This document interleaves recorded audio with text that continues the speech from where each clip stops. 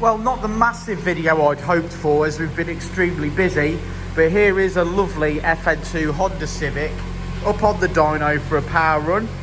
Richard and Jensen have been busily working on this one over the last 2 days, so we'll do a power run and we'll go through what we've done at the end.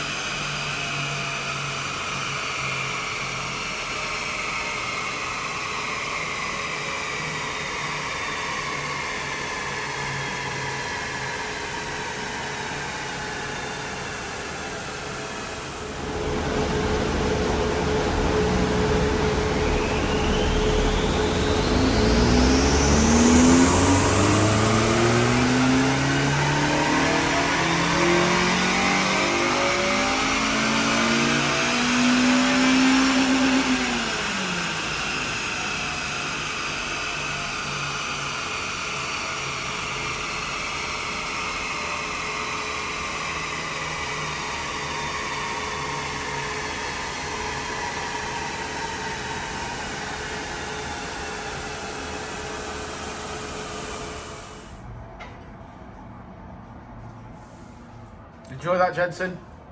No, that's how it is. Can I spread you? I'll spread your payments over a year if you don't start pulling your weight round here. Oh dear, is that how it's going to be today, is it? We decided to change it up today. We thought we'd sit in the car. We're watching Jensen in front of us do all the work. Do all the work. We decided we were going to set him tasked to unstrap the car, and then it was sort of like, well, I can't even bother to get out. And then we talked about doing the video in here instead. We're quite comfortable. Yeah, well, it's definitely better than standing up out there, isn't it? Yeah. It's definitely better than grovelling around in the car. To be fair, I don't know why we don't do this anyway. Oh, he's definitely the whipping boy, isn't he? We shouldn't be doing anything that we don't really want to do now. I mean, this sort of format where we talk about it then, because people know what we're going to talk about. We don't have to be in front of the wall. Yeah, maybe we could try this. We'll see what people at home think. Let us know if I'm sure they'll comment. Yeah, of whether course they they like it will. or Do not. you like this format? Would you rather us be standing in front of the car or in the car? I mean, maybe you get to see a bit of the aesthetics of what's going on. What's going on inside it. There's no service on this stereo. No. Well, FN2 in for a lot of work, or what we class as a lot of work. Yeah, anyway. it's a 2-day job. It's over a 2-day job. So it was in for timing chain, which we've done. It was genuine parts from us. Yeah, genuine parts. It was in for oil and filter and plugs, obviously, so like a mini service, obviously, at the same time. We removed all the under trays, we've cleaned up the underside, we've under sealed it, we've put braided lines on all round, we bled the brakes all round, we put new front calipers on, it had new rock cover gasket and seals.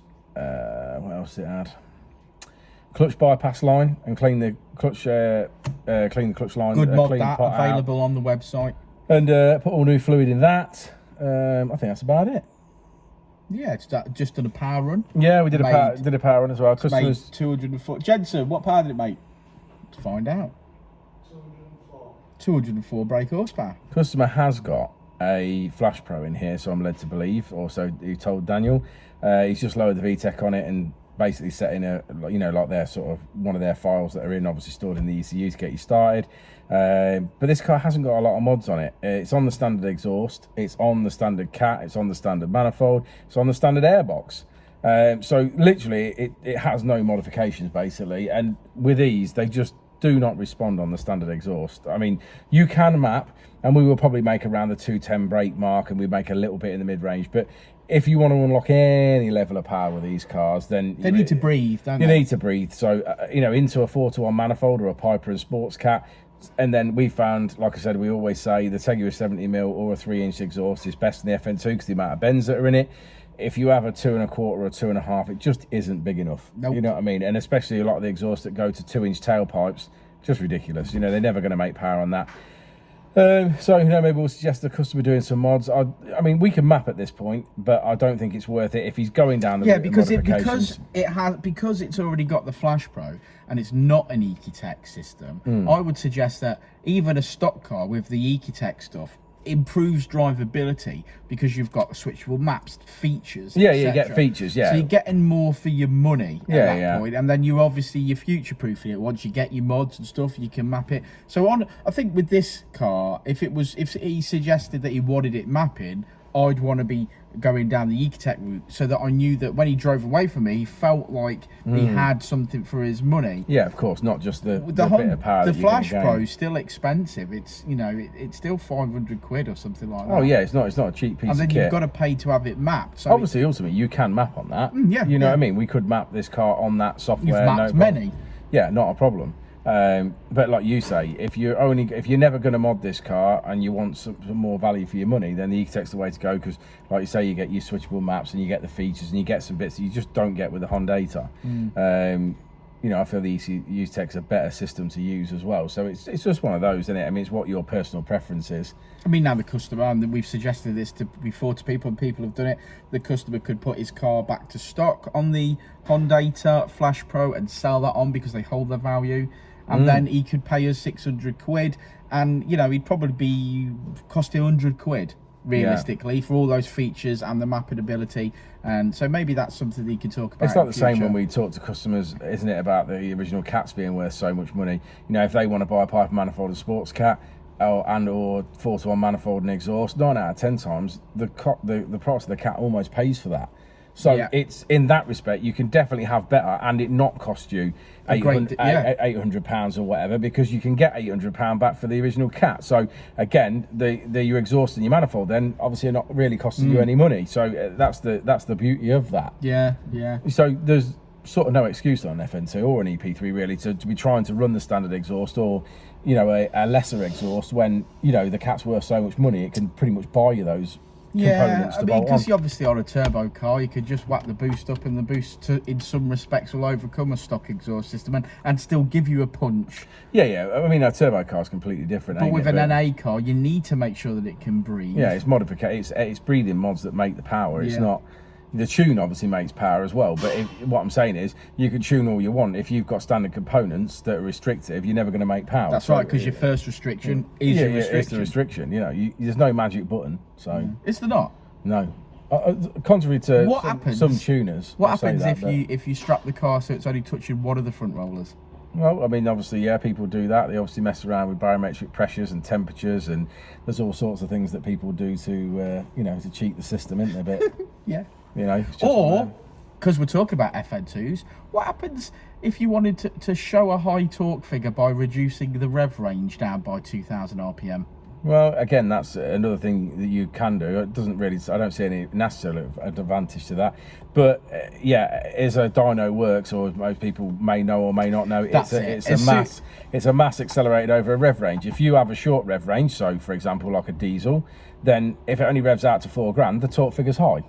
If you have a Honda that revs out to 8.6, the torque figure's low because it's spread out over that 8.6. If you have a Ford that only revs to 6,000 RPM, the torque figure will be better because it revs less. So it's the way it works. Even with an extra cylinder? Yeah, even with an extra cylinder. So the reason that someone would do that is the shorten the rev range, and then it's obviously over a lesser rev range to make the torque figure look better. It doesn't necessarily, we've never found it to alter BHP, but it does alter the torque figure. Yeah, if you were to get it wrong.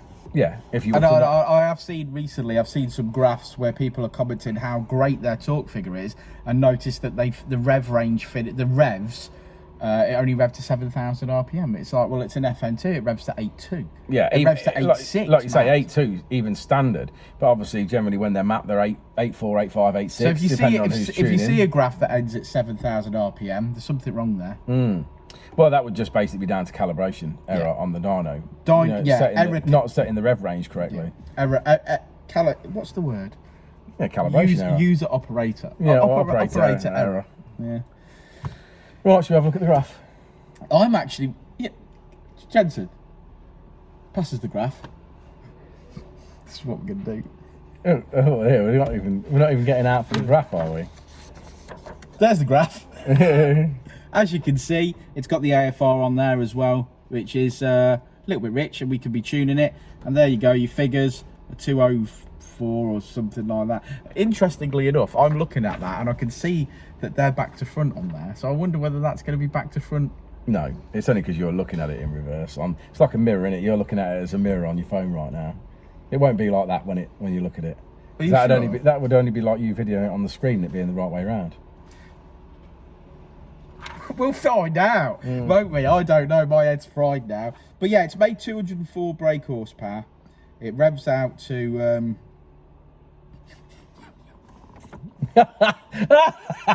He's going to tell you the calibration's wrong now. You wouldn't fucking believe that, would you? After just talking about it. You wouldn't fucking believe that, would you? What's it revving out to? It's revving out to 7.6. There you go, yeah. Yeah, we've got a really good torque figure on this one. We've got really good. We haven't, you know. You wouldn't believe that, would you? Right.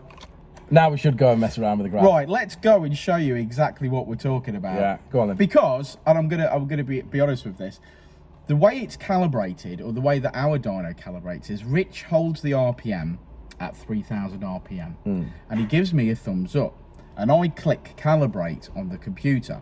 If his foot has changed on that accelerator, by the time I turn around and click that, it could be out. So what we always do, because we know that saying that this is tuned, he's got Honda, hasn't he? Yeah, but I bet he wouldn't have lowered it, would he? He wouldn't mess with the rev range, would he? So we're going to go put that to 8.2 where it should be, we think, and then we'll show you the graph. How's about that? Yep. Go on. You say bye first.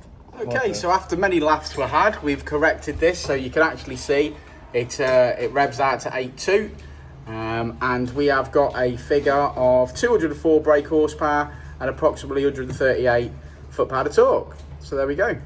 Wheel horsepower 168.